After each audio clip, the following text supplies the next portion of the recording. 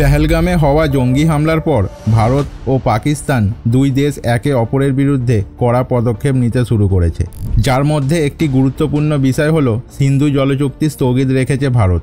এরপর থেকেই পাকিস্তান যুদ্ধের হুমকি দিতে শুরু করেছে। সিন্ধু জলচুক্তি কেন পাকিস্তানের পক্ষে এত গুরুত্বপূর্ণ চলুন জেনে নিই। 1960 সালে ভারতের তৎকালীন প্রধানমন্ত্রী জওহরলাল নেহরু ও পাকিস্তানের প্রেসিডেন্ট জেনারেল আইয়ুব খানের মধ্যে এই চুক্তি স্বাক্ষর হয়েছিল। এই চুক্তি অনুসারে সিন্ধু এবং তার দুই উপনদী ঝেলাম ও চেনাব নদীর জলের ওপরে অধিকার থাকবে পাকিস্তানের, আর সিন্ধু নদের বাকি তিন উপনদী বিয়াস, সতলজ ও রবি নদীর জলের উপর অধিকার থাকবে ভারতের।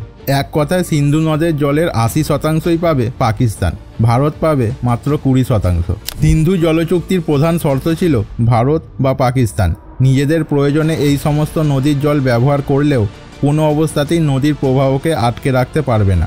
আপনাদের কি মনে হয় সিন্ধু জলচুক্তি বাতিল হলে দুই দেশের কি সমস্যা হতে পারে?